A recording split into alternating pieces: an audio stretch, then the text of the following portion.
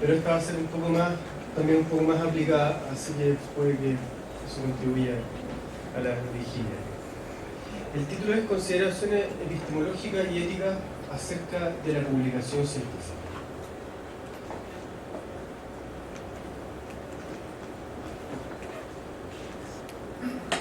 Parece que no me funciona. No sé si quizá ayuda. A ver. Gracias. Primero, hagamos un breve bosquejo del escenario de la publicación científica actual.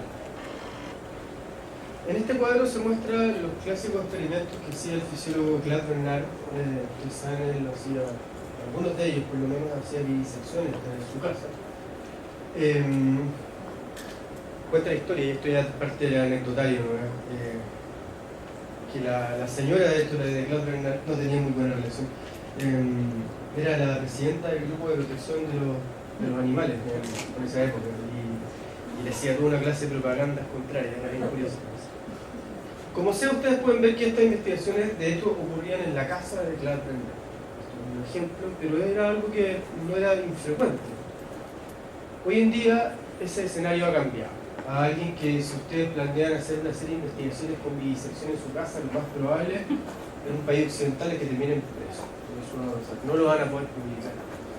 Hay una serie de exigencias para hacer investigación, no solamente normativas, sino también económicas. Mantener una infraestructura como esta, eso lo sabemos todos, cuesta plata y no gusta.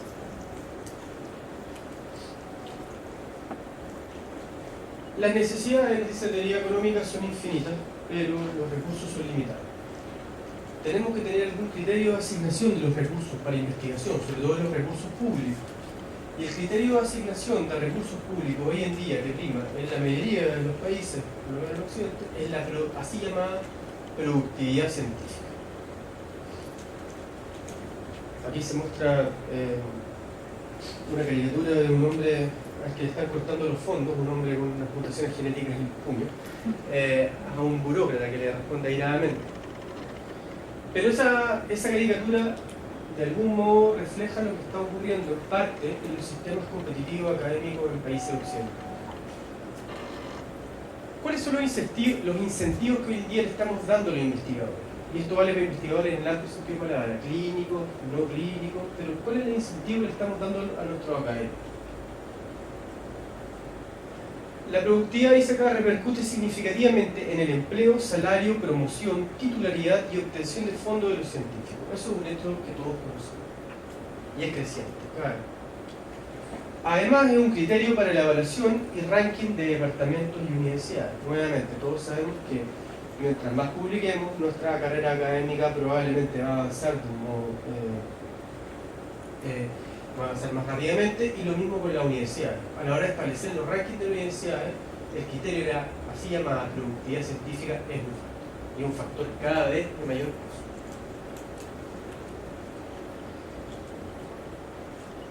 No sé, que se ha dedicado a estudiar la sociología de la publicación, describe así la situación.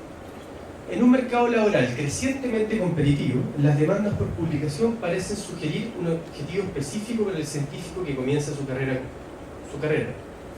Publica tantos artículos como sea posible y en las revistas más prestigiosas que lo hacen. Este es el mensaje que le estamos dando y que recibimos también todos los quienes trabajan de una u otra manera en investigación. ¿Qué efectos tiene esto? En primer lugar, el diluvio del tiempo. Ustedes saben, entre 1665 y 2009 se publicaron aproximadamente 50 millones de artículos científicos. Eso es más o menos el tema. Desde el 2009 hasta ahora se están publicando a ritmo de 2,5 millones de artículos científicos al año. Algunos dicen que ya estamos llegando probablemente a 3 y que de aquí a una década más podemos llegar fácilmente a 5 millones de artículos publicados al año. 28.000 más o menos, aproximadamente 28.000 revistas activas, revisadas por pares, y una comunidad de investigadores alrededor del mundo que debe estar probablemente superando los 8 millones de investigadores, incluyendo la industria. Son ritmos vertiginosos.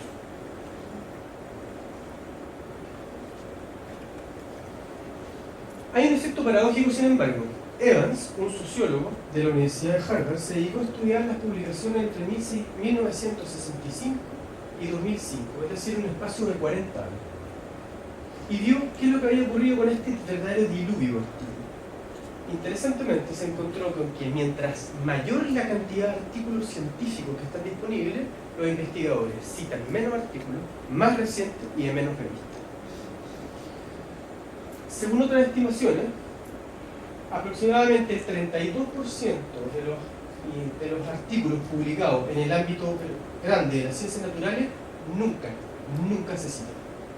En el caso de las humanidades, esa cifra aumenta hasta el 82%. O sea, nótese, 82% de los artículos en humanidades nunca se citan.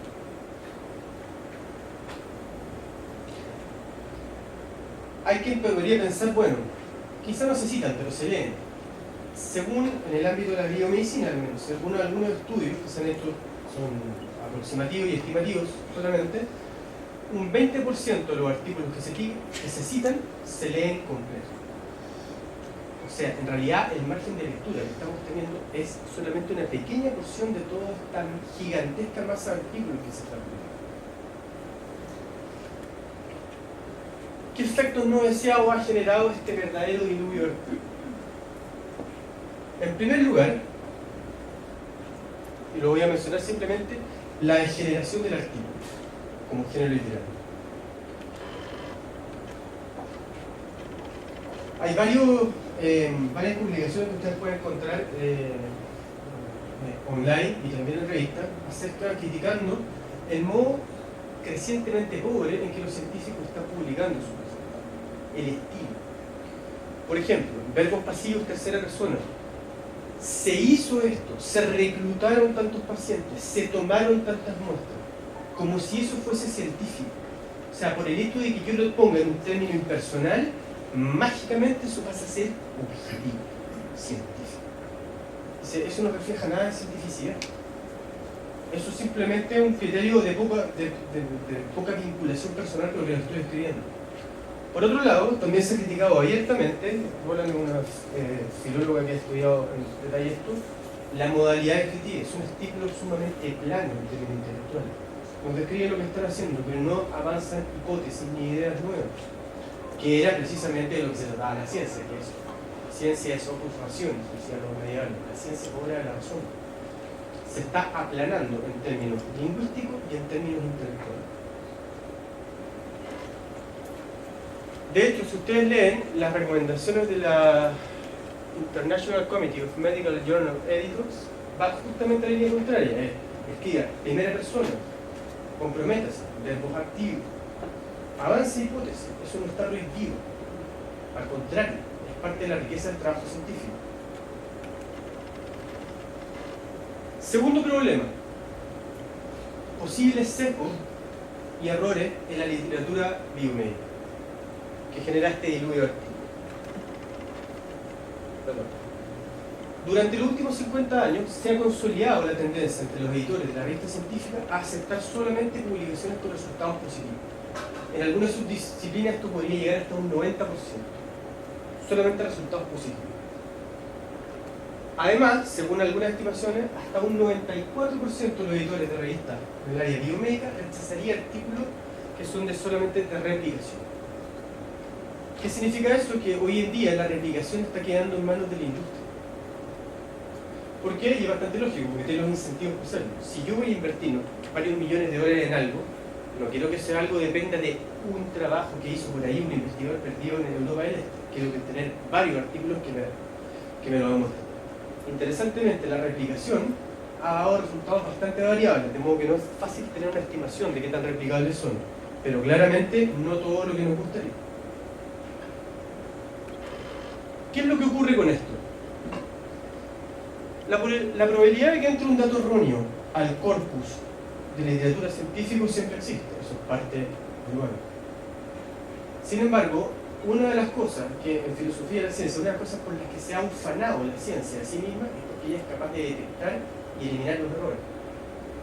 Pero fíjense que si el dato está erróneo, está ya en la literatura, pero yo prohíbo los resultados con los estudios con resultados negativos y de replicación, ¿qué es lo que va a pasar? El dato erróneo va a quedar adentro, no va a salir, no tiene ningún efecto. Y eso es lo que estamos haciendo. Insisto, recuerden la cifra, 90% de los editores solamente publican resultados positivos, 94% no publican esta replicación. Eso es bastante claro. Finalmente, y es el punto al que quiero avanzar hoy día, sobre todo, es a los problemas éticos relacionados con la publicación científica. En 1992 se crea en Estados Unidos la Office of Research Integrity, que en realidad es la fusión de dos organismos previos, que tiene por, dentro de sus funciones y de su competencia, someter a escrutinio a aquellos científicos e investigaciones que hayan sido acusados de atentar contra la integridad, en otras palabras, de mala conducta científica. El número de casos que han visto tuvo un incremento exponencial, sobre todo durante los primeros años. Al parecer desde entonces ha tendido a estabilizarse, aunque algunos se temen que eso no se deba necesariamente a una estabilización de los casos reales, sino un problema, un cierto filtro que cumplen las instituciones con respecto a las denuncias. ¿Cuál es la frecuencia de la mala conducta científica? No se sabe con certeza. Las cifras son muy variables. Algunos estudios la ponen en un 15% de todas las investigaciones, otras en un tercio, otras llegan hasta el 70%, casi el 70%. Todo depende, por supuesto, de qué es lo que entendamos por una mala conducta científica. Usando una tipología que está en uso, aunque no es del todo, no todos los autores la replican del modo exacto, podríamos distinguir tres grandes niveles de mala conducta científica. El primero es el conocido fraude científico. El segundo es la falta ética de la publicación. Y finalmente una categoría que involucra, que conociera como otros. Yo me voy a referir sobre todo al segundo. El primero solamente lo quiero comentar. Esta es la clásica FFP, fabricación, falsificación y plagio, que ustedes me imagino que ya lo han discutido antes y la conocen bastante. Fabricación, invención de parte de los resultados. Que menciono el caso del hombre de Piltdown, un clásico ejemplo de fabricación a nivel de paleontología que tuvo repercusiones para la discusión paleontológica durante décadas. Falsificación es la modificación o adulteración de parte de los resultados en una investigación. Dos variantes clásicas, el trimming, que es el podar, saco los outliers en una investigación de modo dejar los resultados con menos variabilidad, y el cooking, que es que ya de frente voy a seleccionar aquellos casos que de alguna manera apoyan mi hipótesis. Y el plagio, por supuesto, que es la apropiación indebida. Esto no es solamente escrito, también vale para ideas, métodos, etc. Según algunas estimaciones, correspondería a un porcentaje importante de los casos de mala conducta científica y en particular de los 25% de los que ve la Office of Research Integrity. Aunque algunos dicen que esto estaría sobre representado, porque probablemente la mayoría de las denuncias va por el lado del plagio, porque es más fácilmente detectable. Nótese esta categoría de falsificación, fabricación y plagio que constituye el fraude científico. Tradicionalmente no tenía un castigo semejante como el del fraude financiero, pero eso ya ha comenzado a cambiar. En Estados Unidos hay gente que ha cumplido penas privativas de libertad, que ha estado en la cárcel. En particular, un médico estuvo un año preso en el estado de Nueva York y otro médico otro investigador del área biomédica lleva 4 años preso, está por cumplir el quinto. Ambos se los acusó porque habían recibido plata federal, plata de y varios millones de dólares. Y eso cayó dentro de la categoría de malversación de fondos, me imagino, u otra figura jurídica. Y además pusieron en riesgo ambos la salud de la población. Así que esto ya gente se está cumpliendo cárcel, no solamente una condena moral. La segunda categoría es la de la falta ética de la publicación, que es la que me interesa un poco más. En primer lugar, tenemos la publicación duplicada o redundante. Como dice la definición, es la publicación total o parcial de un artículo previamente editado en otra revista, sin citarlo y sin conocimiento de los redactores de las revistas. total o parcial.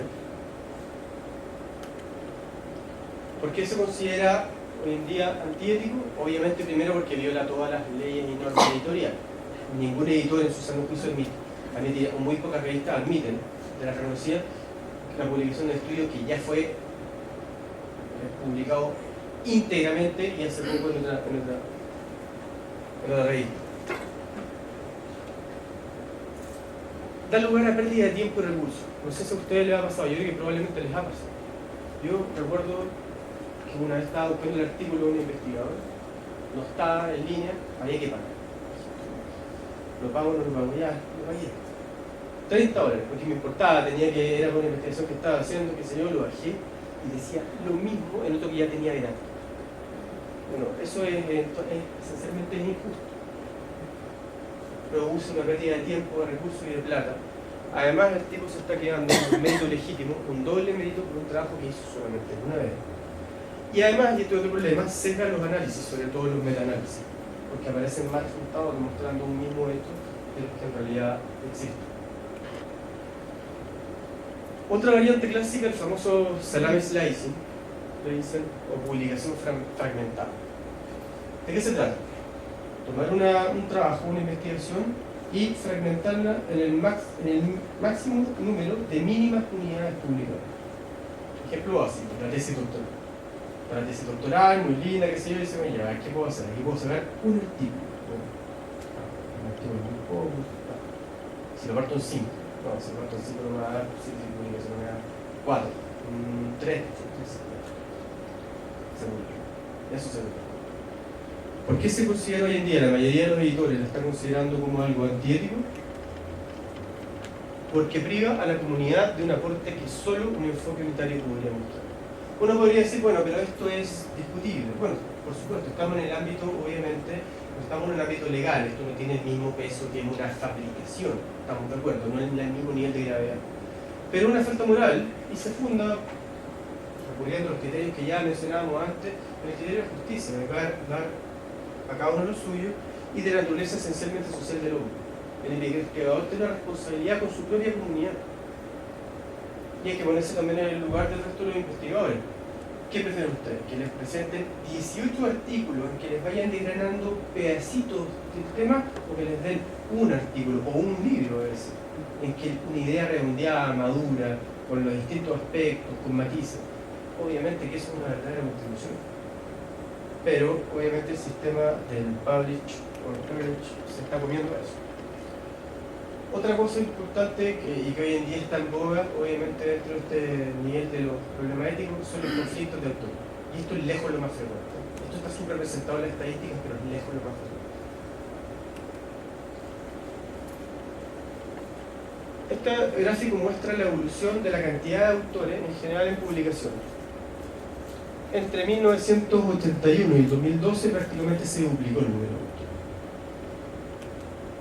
Aquí vemos la cantidad de artículos publicados por un solo autor. Claramente va en disminución. Y aquí en este gráfico ustedes pueden ver, en el año 2012, el porcentaje de artículos publicados por un solo autor en relación al número total de artículos, y esto representado por disciplina. Por ejemplo, en el caso de las ciencias sociales y humanidades, hasta casi un 40% de los artículos estaban firmados por un solo. Desde aquí, en adelante, hacia allá, es biomedicina. Fíjense, la cantidad de artículos publicados por un solo autor es mínima. La medicina hoy en día es de multiautor, excepto sacando los verídicos.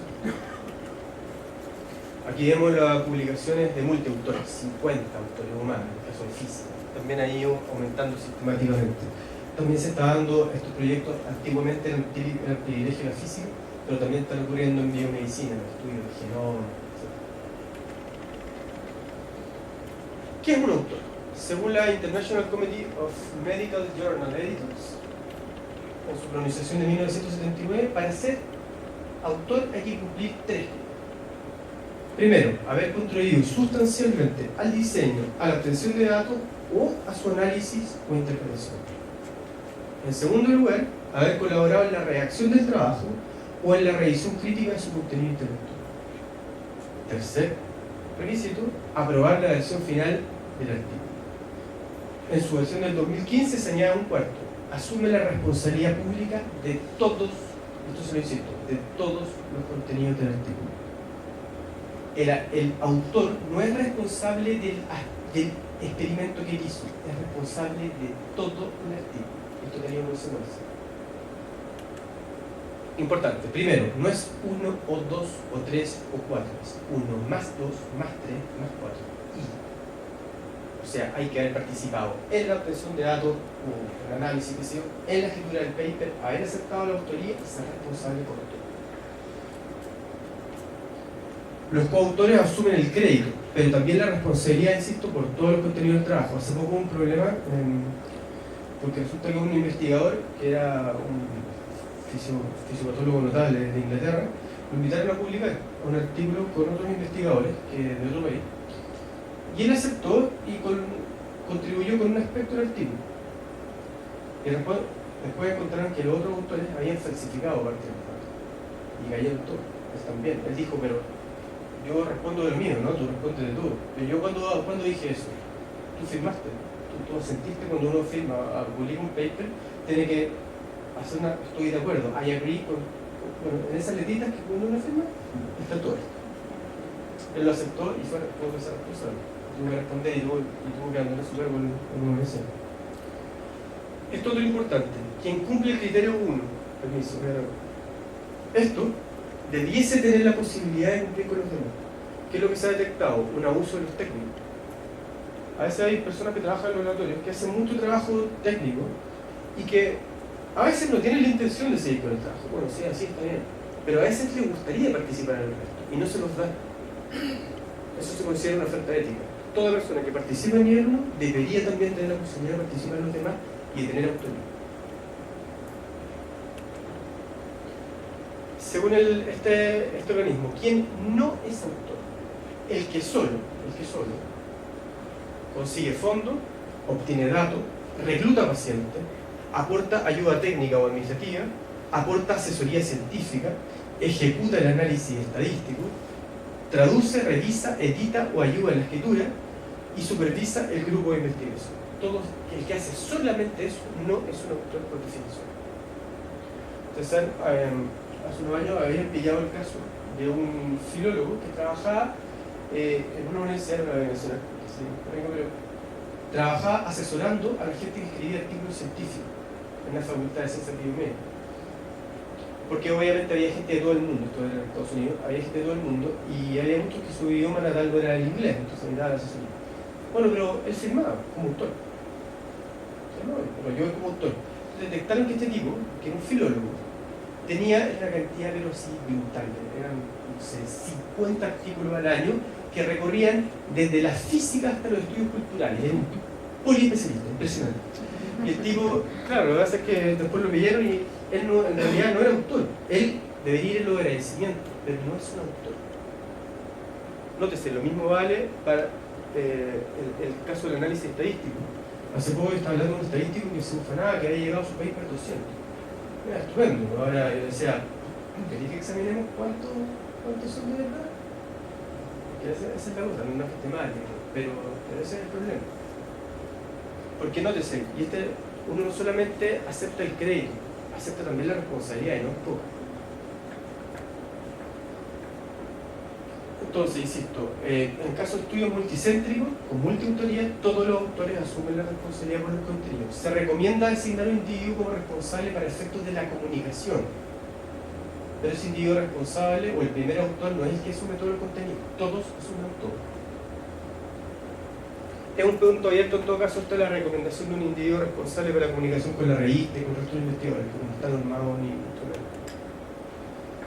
El orden de los autores, esto es un motivo bastante frecuente de pelea. La norma general, o sea, lo que se estila es primer autor, el que más contribuye, el senior al final, y entre medio puede ser orden decreciente. Sin embargo, hay investigadores que han acordado órdenes decrecientes o órdenes alfabéticos. No existe hoy día ningún consenso acerca de esto. La recomendación es ponerse de acuerdo antes. O sea, cuando nos ponemos a trabajar, digamos, ya estupendo, oye, si hay publicación allí, ¿cómo va? Hablemos del artículo, no esperemos a que el artículo esté aceptado en Nature para empezar a sacarnos los ojos a ver quién va a ser el autor, porque eso no tiene sentido. Nótese, además, insisto en el punto, el autor para la correspondencia asume la responsabilidad de relacionarse con la revista, pero no tiene más responsabilidad moral ni jurídica que el resto de los autores. Todos los autores son responsables de todo. Ahora, ¿cuál es la situación real? Porque ustedes miran ya esto, ¿cómo estamos de verdad? Rennie, un editor de la American Journal of Physiology en el 97 ya, decía: hay abundante evidencia de que el concepto de autoría entre los coinvestigadores en las ciencias biomédicas es inadecuado y de que el sistema está verdaderamente torcido. Eso en el 97, fíjense, en un estudio del 2011 que se realizó Eisenberg, son 328 primeros autores de artículos en el área de la radiología. Más del 50% afirmó que uno o más coautores y en sus artículos no eran. O sea, estamos en presencia, y eso es lo que hoy en día se maneja en la literatura, de un tráfico de artículos más o menos. ¿Qué tipología de conflictos de autoría? En primer lugar, el clásico, el autor honorífico. El jefe de departamento o jefe de laboratorio, que es una especie de señor feudal. Entonces, cualquier cosa que se haga en su dominio, él tiene que. Aunque no haya hecho ni siquiera le haya puesto una coma, él da. ¿Por qué? Porque eso hoy día también se considera claramente una falta de ética. Otro, que también es preocupante, el autor invitado. Todos sabemos que es mucho más fácil publicar si los nombres de los autores no son indicentes. Eso es la revisión ciega, sí juega hasta cierto punto, pero es más fácil publicar cuando va alguien de peso. Y muchos autores recurren a la estrategia, esto no es frecuente, de invitar a la publicación a tipos de prestigio. Que ven el artículo y a veces dicen, sí, vamos. El problema es doble. Primero, que ellos no están asumiendo un prestigio por el trabajo que no hicieron. Y segundo, que están asumiendo la responsabilidad por un trabajo que quizá no conocen en todos sus detalles. Como les decía, han caído peces muertos por esto. Por lo tanto, se recomienda bastante tener cuidado. Esto también es complejo por más de un motivo. Los autores fantasmas. ¿Qué se considera un autor fantasma? Alguien que a pesar de ser un autor real en un trabajo, no lo firma porque tiene un conflicto de interés. Fíjense la figura, según algunas estimaciones, entre un 8 y un 12% de la literatura biomédica podría contener alguna clase de autor fantasma. ¿Cuál es el problema? Es que uno está leyendo a veces un artículo y dice, uno se especifica, ¿hay conflicto de interés? No, no hay conflicto de interés. Y claro, no hay conflicto de interés de ninguno de los autores que se mencionan ahí. Pero resulta que hubo otros autores que escribieron ese artículo que sí que tenían conflicto de interés y que no lo están firmando. En otras palabras, estoy leyendo un artículo con conflicto de interés sin saberlo. Eso es conflicto.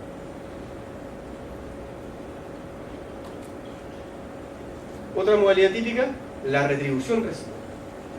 Caso clásico, Congreso americano de arqueología. Estamos en el bar, después de algunas tablas medias aburridas, nos pagamos, qué sé yo, nos tomamos un traguito, uy, tú investigas, yo investigo en esto. Ah, mira, yo investigo en esto. Llegamos a un acuerdo, te pongo yo en el mío, me pones en el tuyo. Eso pasa. ¿Cuál es el artículo? Hoy por ti, mañana por ti.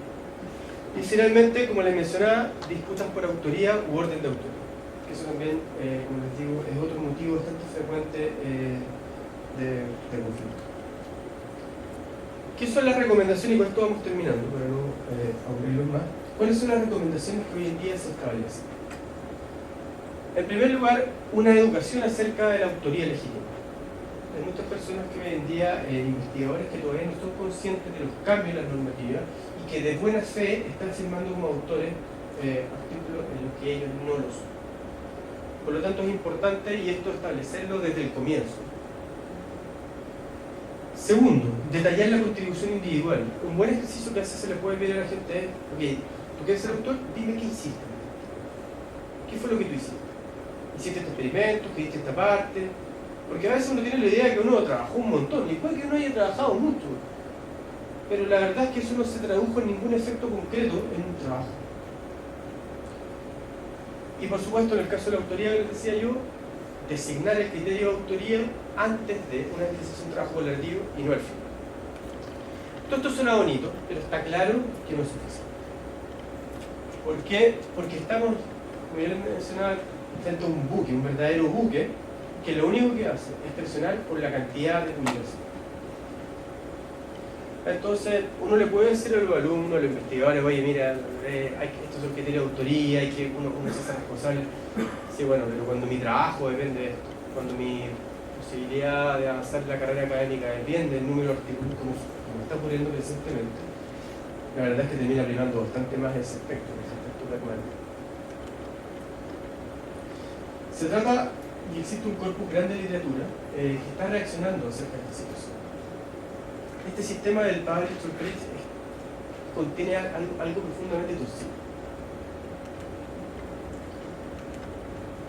Como lo han detectado varios autores, hay algo, insisto, profundamente torcido en hacer de la pura métrica de las publicaciones el más alto estándar de la labor académica. Es decir, el tratar, en el afán de medir y evitar las arbitrariedades, hacer del número de publicaciones y del famoso índice de impacto la sola medida del trabajo académico. Con esto yo no estoy diciendo que tengamos que volver al criterio discrecional, es decir, asignar recursos simplemente por quien me parece a mí como jefe que puede ser mejor o peor. No estoy abogando necesariamente por eso, pero sí que hacen falta nuevos criterios para asignar los recursos y también para premiar las carreras académicas, porque claramente un sistema basado solamente en el número de publicaciones ponderado por un factor de impacto no está teniendo los efectos que nosotros buscamos en la investigación. Muchas gracias.